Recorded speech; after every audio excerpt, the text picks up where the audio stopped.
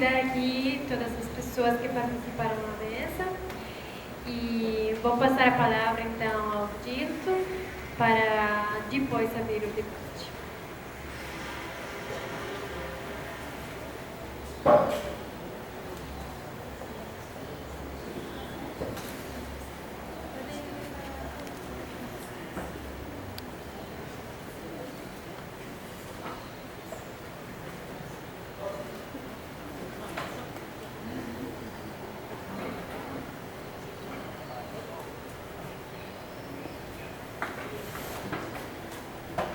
Bom, de novo dizer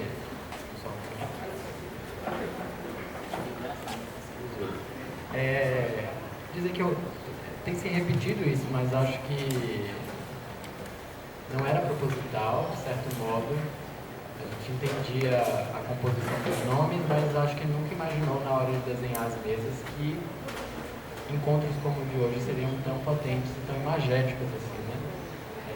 Acho que isso aconteceu em outras mesas, mas queria primeiro destacar isso das falas de vocês, como algumas pistas e rastros e indícios reapareceram nas falas dos quatro de modos distintos e que acho que ajudam a gente a compor uma mesa com inúmeros desdobramentos. Pelo menos alguns eu consigo falar, agora não vou conseguir falar todos,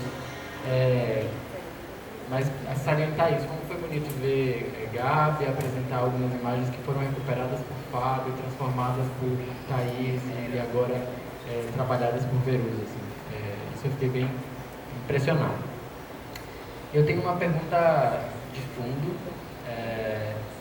e fiquei pensando nessa discussão das temporalidades. Achei muito elucidativo Thaís apresentar as temporalidades tão organizadamente, e fiquei pensando somente uma coisa que talvez a gente pudesse também pensar juntos.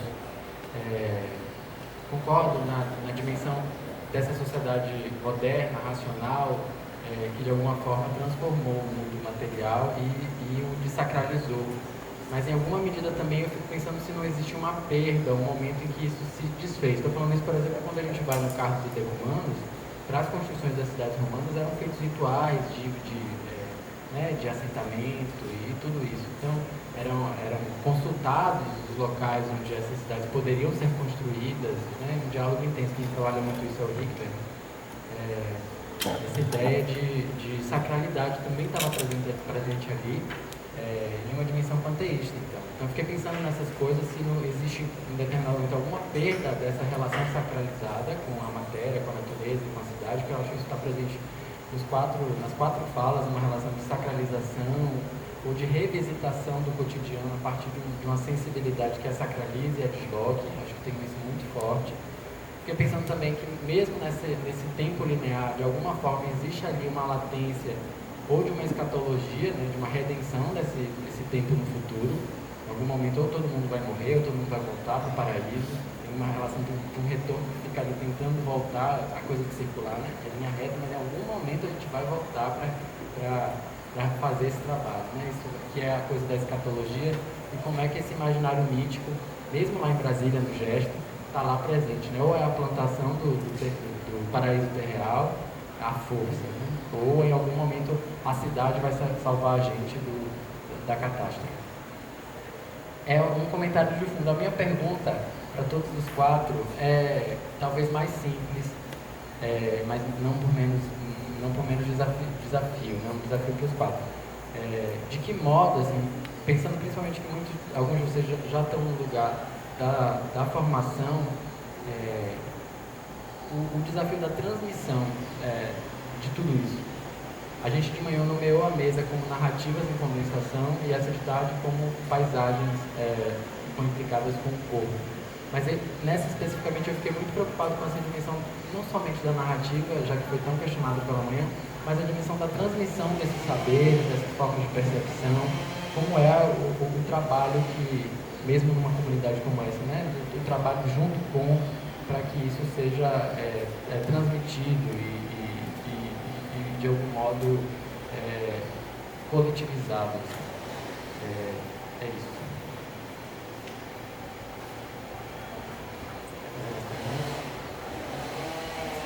Ah, tá. Então acho que a gente pode fazer essa primeira. Tá, então vamos de lá pra cá. Vai? Você quer começar? Ela quer começar.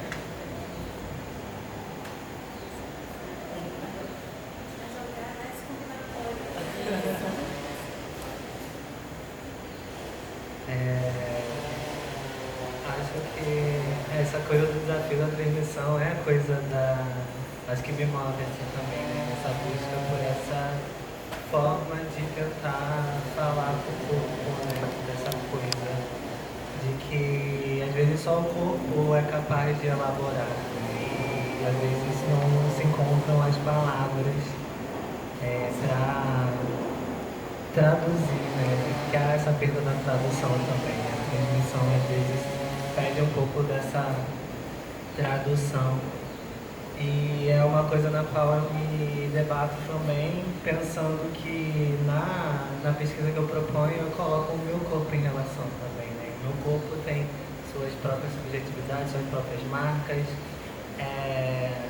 mas eu acredito que na tentativa do compartilhamento há também, né, a possibilidade disso se transformar numa transubjetividade, né, também atravessar outros corpos que auxiliem também na construção desse repertório, dessa linguagem. E é isso, como eu vejo muito esse esforço que eu tenho tentado fazer como a experimentação de um método também, e o método nunca é fechado, mas acho que esse desafio é ainda continuar tentando buscar essa forma de compartilhar. Eu acho que a questão da sacralidade também, acho que é muito de tudo ao mesmo tempo, né? Assim, acho que a racionalidade moderna nos atravessa de qualquer forma, apesar da gente pensar nos seus desvios e pensar a partir dos seus desvios, ela não atravessa nossos saberes e nos conforma de alguma forma, né? Então, a coisa sempre volta. Eu também estou na temporalidade espiralada, que ela volta, mas não volta da mesma forma, né? Sempre volta trazendo outra proposta, trazendo uma outra forma de pensar. Vamos lá, na ordem. Eu acho que tem uma dimensão das mesas interessante, que é a questão do tempo, mais vinculado a uma dimensão de coletividade. A gente tem muitos nomes para falar de coletividade, né? O povo negro, a gente fala de povo santo, família extensa, eterno, mas quando a gente usa esses termos é para falar de um corpo em outra dimensão. Esse corpo que é coletivo, né? Que é ancestral, né? E cuja a nossa formação nunca é individualizada. Então, uma criança dentro do terreiro, dentro da escola dessa, ela é cuidada, zelada e educada por toda a comunidade, né? E a comunidade transmite seus valores, né? Sua visão do mundo, suas estéticas e, sobretudo, né? Essa relação militar com essa nossa ancestralidade. E a nossa ancestralidade que a gente tem é uma noção, né, que não é essa coisa que já morreu, que já foi, mas sim aqueles que foram, que nos atravessam, que se projetam para aqueles que ainda vão vir, né? Que vão ainda nascer, né?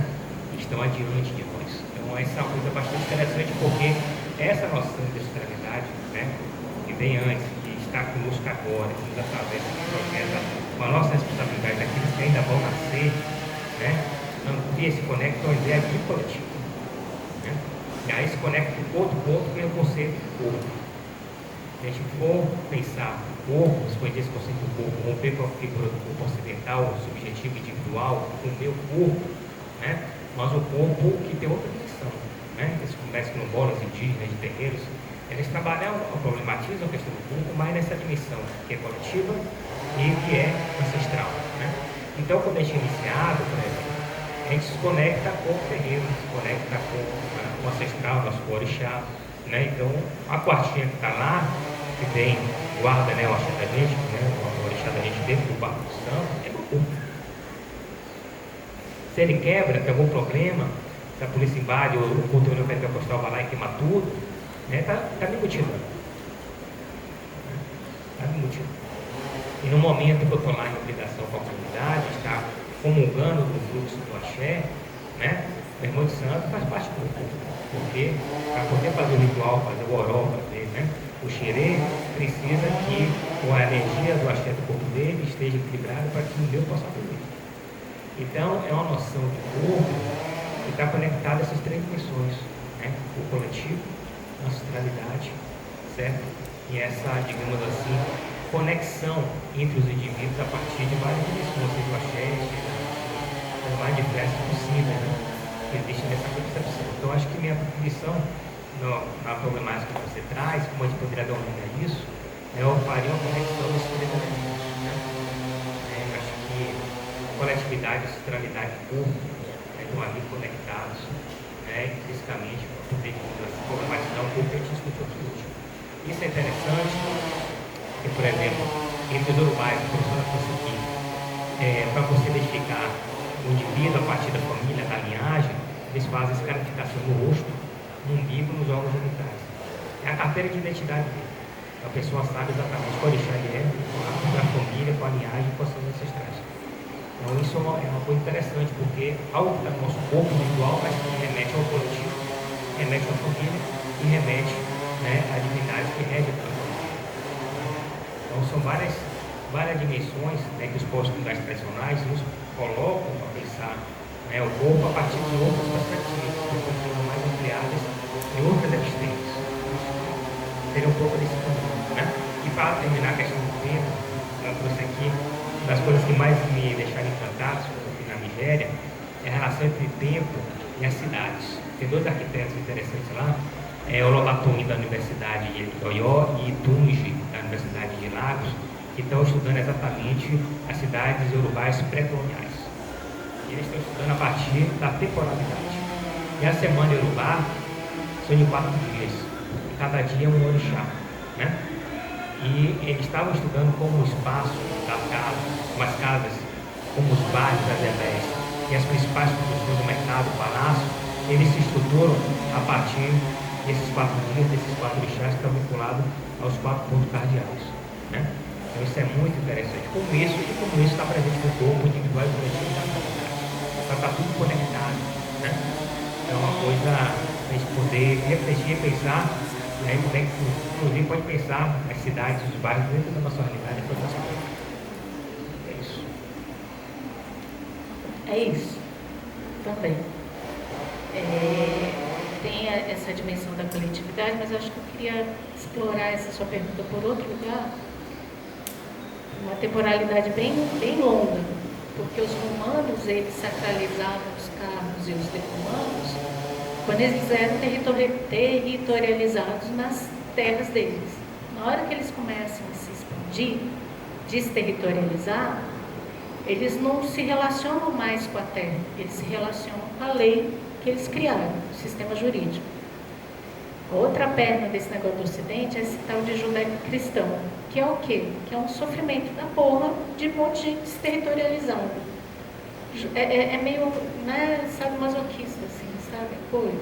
Mas de duas culturas muito grandes, desterritorializadas, que inventaram um sistema aí que se espalhou, né? Então, todas as resistências, todo mundo que é aterrado, né, tem que lidar com isso. Isso é que é o Ocidente, essa disputa, né, essa confrontação. Então, assim, acho, por que a gente está ouvindo o Copenal? Por que vocês estão ouvindo gente do axé? Né? É porque está todo mundo querendo aterrar de novo. É gente que tem contato com a terra, gente que planta, gente que entende o ciclo, né? Porque o sistema que a gente inventou, a gente não lida com isso. A gente lida com lei e a gente lida com um monte de imagem. A gente faz um monte de imagem bonita para falar de natureza, mas se relacionar com a natureza só por Deus muriçoca, né? Ninguém quer. Então, assim, eu acho que é isso, é um processo de sofrimento mesmo, que a gente tem que arranjar cura para isso. Enfim. Mas é aqui pelo coletivo. Exato, a transmissão, né, da coletividade. Né? Eu fiquei pensando que é preciso escavar, sabe? É preciso investir no encontro, sabe? E nesse encontro, como de novo, viu, Margot? Nesse trabalho de sonhar, de imaginar, né? E de falar mesmo, de conversar. Então, esse exercício que a gente está aqui é esse exercício da transmissão, sabe? Então, eu acredito nisso, assim, né? Os trabalhos ao qual eu venho fazendo, ele também tem um vínculo muito forte com a universidade, né? Só foi possível, né, esse aprofundamento, esse adensamento, porque existe esse diálogo, existe, né, esse trânsito entre Verúzia, que está em Itacaré, a universidade, os autores, os livros, a Dona Memé, o Péricles, tá todo mundo junto, né, nesse pensamento de continuidade, mas não de quantidade de permanência, mas a permanência em evolução, em modificação. Então, eu acredito nesse imaginar e conversar. É isso. Obrigado, gente. A gente abre para uma rodada de perguntas. Você quer organizar? Eu faço.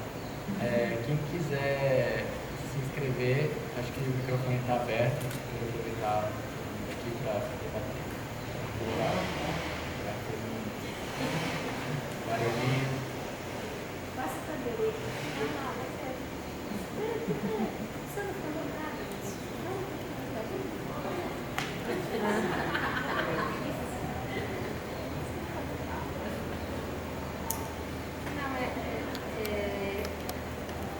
Bom, para mim está me incomodando muito, porque estão cortando uma árvore aí fora. Eu acho que de alguma forma é simbólico de estarem cortando uma árvore aí fora, no meio desse debate, né? Estão cortando uma árvore aí fora. Desde que tiraram aquele louco ali, que as árvores ficaram doentes, né? Tem várias árvores doentes aí fora.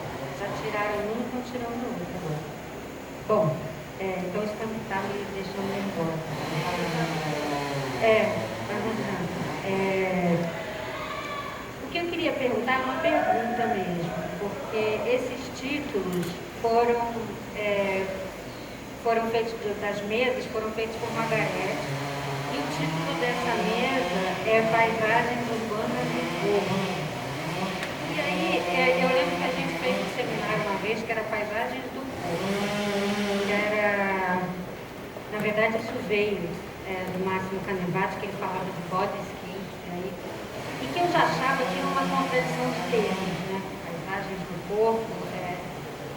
E aí eu fico me perguntando se, dentro de tudo que vocês estão falando, se faz sentido ainda esse termo paisagem. Porque eu acho que o corpo ficou claro que faz, sobretudo isso que o Fábio falou agora da questão do corpo coletivo, né? Essa corporalidade social. Porque se a gente pensa, de fato, nessa coimplicação aí, floresta, cidade, natureza, cultura, né, dessas culturas, sejam dos povos indígenas, sejam dos povos africanos, enfim, vários outros, esses vários outros, né, menos ocidentais, não faz sentido essa separação. E me parece que a própria ideia de paisagem já exige uma separação, exige um distanciamento para uma determinada composição de paisagem que exclui exatamente o corpo e essa experiência do corpo, né? Ele instaura um quadro, né, e uma distância para essa paisagem poder acontecer. Obviamente dentro de uma lógica ocidental. Então era basicamente essa a minha pergunta, se ainda faz sentido essa ideia de paisagem, que me parece que não, eu queria ouvir vocês. E Thaís, eu entendi que você falou da cultura judaico-cristã, mas assim, toda a história da história judaica é nômade e diaspórica, e não por vontade, né, por uma fuga, enfim, então tem um nomadismo aí que é determinante também.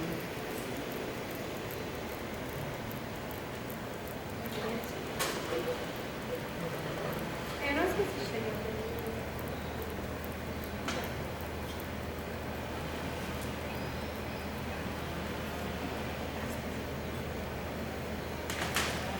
Eu também queria começar dizendo que estou achando o dia ótimo hoje, mesmo que manhã foi excelente, agora de tarde também. A gente está vasculhando, digamos assim, né? universos que nem sempre a gente frequenta e eu acho isso muito bom. Primeiro eu queria só dizer, Berenstein, para todos, que eu jamais colocaria paisagens urbanas em fogo. Eu não sei, eu teria que agora olhar todos os meus arquivos para ver onde que isso foi mudado. Primeiro porque eu não falo disso há pelo menos uns 20 anos, não faço mais, desde que criaram os mestrados profissionais em paisagismo em 1994, eu parei de falar paisagem. Justamente até por conta do que eu compreendi isso que você falou agora. E quando começamos a falar de paisagem, nós destruímos aquilo que se entendia por país. E você que leu meu memorial titular, você sabe como que eu sou ligada a esse antigo sentido da palavra país, né? Então, quando a gente compôs isso, Fabi, não sei, aí tem que ver as modificações que a gente foi ajustando para falar com o consulado A, com o consulado B, o que a gente teve que sublinhar, botar em letra maiúscula, né? Mas nosso problema, naquele momento, era o corpo e a cidade que nos compõem. E esse corpo-cidade quase que assim, ou sem traço ou com um tracinho de ligação, né? Era isso que estava na nossa cabeça, tenho impressão. Agora, o que eu acho que é interessante, eu também fiquei para isso, para a gente pensar nisso, porque eu imagino que aqui, como o Verúzia sabe, isso aqui é uma conversa sem fim, né? Não existe uma transmissão ideal, tem esses esforços que a gente faz de escuta numa relação de confiança, que eu já não sei quem falou nisso, mas que é o ponto zero, né? A gente tem que começar de confiança uns com os outros e ir conversando, né? Então, eu fiquei também assim, me perguntando, acho que uma parte do Ocidente é a lei, eu fico me perguntando muito sobre a nossa experiência brasileira e americana, porque a gente me passou pela cabeça uma figura horrível, igual o Colosso de Rhodes, sabe? Está com o pé no Ocidente, um pé que não é no Ocidente, um dia está todo quebrado, não sei se a gente já quebrou e está remendado, ou se a gente está prestes a quebrar. Então eu fiquei, porque, por exemplo, eu me identifico com um Brasil nômade, com um Brasil que eu cosmopolita, onde a gente dilui fronteiras, né? Um Brasil aquoso, um Brasil onde passa água e você já não sabe, né? Mesmo que às vezes possam ter lagos, a gente já não sabe onde é que estão as margens, são difíceis, né? Então fiquei para a gente pensar. Eu acho sim, e eu estava conversando hoje de manhã com o Lucas Lago, que todo um estudo que eu tenho fazendo sobre uns filósofos aí gregos que foram muito combatidos, né? E que foram também muito censurados, né? E como o Império, justamente, o Império Romano, ao se constituir e ao constituir uma codificação de leis, né? Eles vão silenciar completamente aqueles que defendem uma visão mais cósmica das coisas, talvez mais mítica e talvez mais poética. Então, nesse sentido, a gente perdeu, sim, nessa parte do Ocidente que nos compõe, sabe? Compõe a palavra de... Eu falo habita, Fabi fala compõe. A gente, com a idade, vai sabendo até os vícios de linguagem de cada um. Então, naquele Ocidente que nos habita, a gente tem que ver também onde é que estão as forças de repressão, de controle, os momentos de controle, os esforços que a gente faz justamente de instauração, de co-implicação, de co-invenção, né, de práticas, né, e de gestos que a gente sente que nos empobreceram como corpos e como sempre porosos e abertos na experiência, né? Mas que nos empobreceram. Eu achei muito linda. Eu só queria também falar uma outra coisa, Beatriz. Eu gostei dessa história da contenção e da expansão, e eu acho que a gente tem que pensar na escala. na escala americana. Fiquei pensando assim, Venusa está fazendo land art. Agora ela está na land art. E quando começaram a fazer, os artistas americanos começaram a fazer land art e tal, eu já estava começando a me interessar por arte, lá nos anos 60, 70, sobretudo. Eu olhei agora Fordilândia, é enorme Fordilândia, é enorme, a escala americana é enorme, né? Tem uma escala justamente que tem a ver com esse nomadismo, com esse pequeno, né? Esse muito pequeno, que está presente lá na cultura do século XVII, na cultura, não talvez do Leibniz, mas está presente na cultura do Spinoza, né? Ele sabe disso, né? De matriz portuguesa, ele sabe de cultura portuguesa como ele é, ele conhece o tamanho do cosmos, onde os nossos corpos apenas transitam, né? Então, acho que são coisas que vocês nos fizeram pensar hoje de manhã, são tantas coisas, eu vou virando aqui, né? Fiquei aqui pensando no quilombo salamino, fiquei aqui horas pensando nessa palavra, perguntando, é uma tarde maravilhosa, muito obrigada, não tenho mais o que falar, mas vamos ter as paisagens urbanas.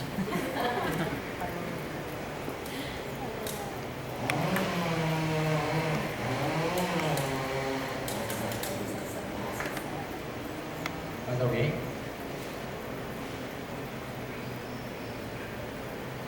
Então a gente vai passar a palavra à mesa, reverberar os comentários e perguntas, e se alguém tiver mais, vai se preparando para uma segunda rodada. Tá.